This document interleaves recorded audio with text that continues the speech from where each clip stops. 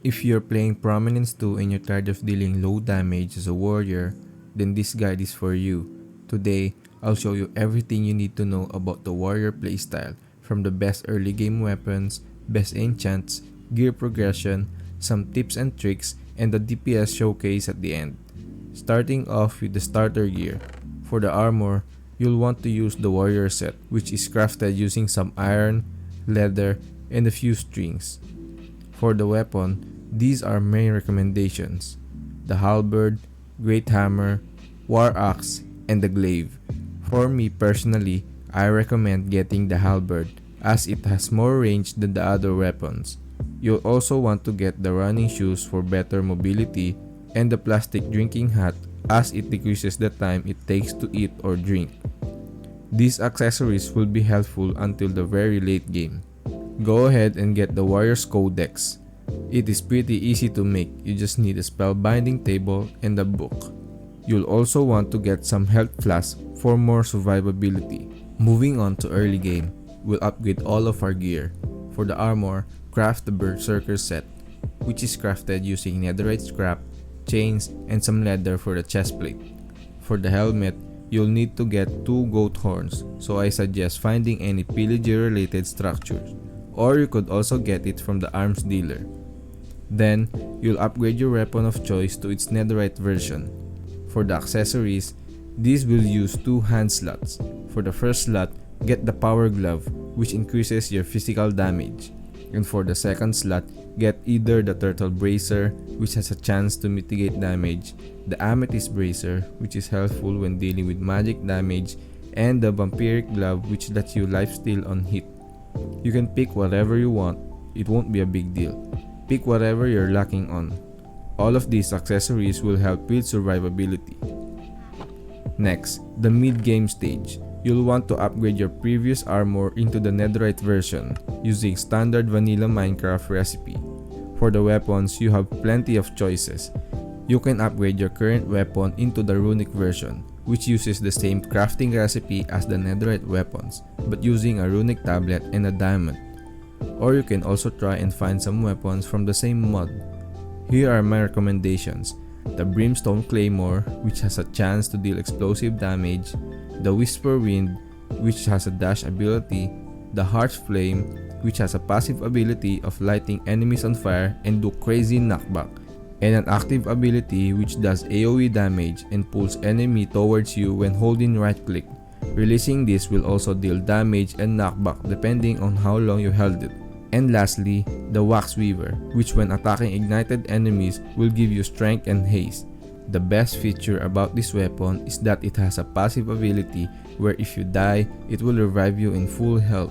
Do note that this has a cooldown of 60 seconds. For the accessories, craft the Banner of Undying, which uses gold ingots, a gas tier, and a Totem of Undying. Also craft a Charm of Regeneration 2 using Blaze Powder and 3 potions of Regeneration 2. I highly suggest that you use a hardening catalyst on this charm using an anvil, as this does break easily. These accessories will give you more survivability and healing.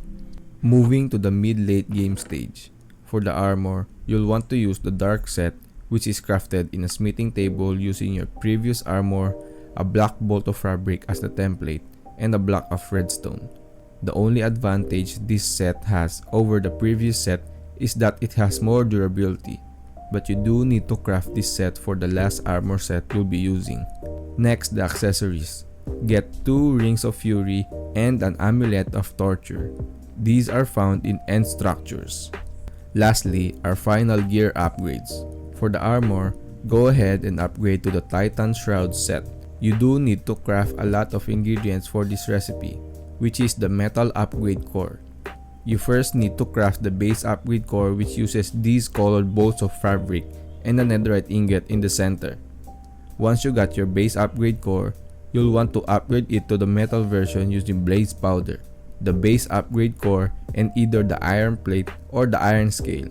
Just use the iron scale because a single crafting set will give you 4 iron scales, which is all you need for a full armor set. Then once you get your metal upgrade core, craft the Titan Shroud set using blaze powder, the previous armor set, and the metal upgrade core in a smithing table. For For the weapon, get the Thunder Wrath. A quick tip: trim your armor using a diamond for more damage reduction. The infused Molten Remnant will be used to upgrade your weapon. Basically, it's the XP for your weapon so you can upgrade it in the talent tree. Speaking of talent tree, I'll show you all the talents and nodes that you should get. You'll want to go down the rogue's path. Get all the physical damage and lethality nodes that you can, until you can unlock and get this passive called the Skelak Skull, which has a chance to drop a molten hammer from the sky dealing AoE damage to enemies. Then go left until you can get to this section. Now, get the Warrior's Devotion talent, which gives you crazy amount of damage but at the cost of attack speed. This won't be a problem as this build does commit to being a slow but hard hitter. Then get this active ability called Skyward Sunder, which when used charges forward, grabs enemies upward, then slams them down. For your artifact talent tree, get this 2+5 damage dealt by Thunder Wrath nodes, plus Warrior's Devotion damage node, this passive ability called the Valkyrie Skull, and these 3 nodes next to each other.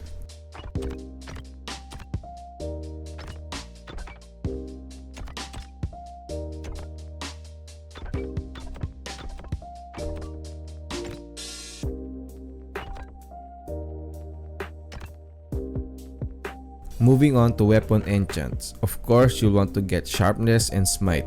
Then get Echo, which has a chance to deal AoE damage, Pain Cycle, which basically means that each hit drains your life but you gain 1 stack of Pain Cycle. At 5 stacks, that pain will be used on your next attack. And lastly, Mending. The Thundering Enchant is only exclusive to Great Hammers, which gives you a chance to summon a lightning bolt on enemies.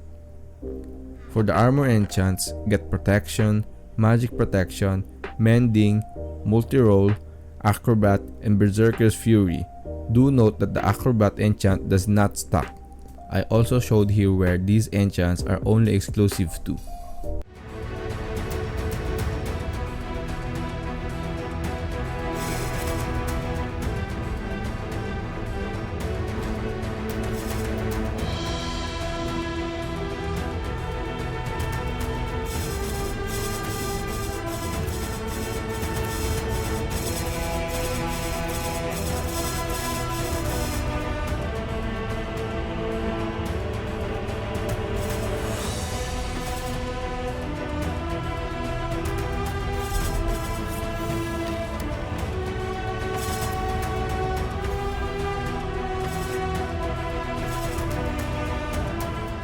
That is it for this video guys. I hope this guide find you helpful, and if it does, hit that like and subscribe button for more guides in the future. Comment down below what class should I make a guide on next. Thank you guys. Peace!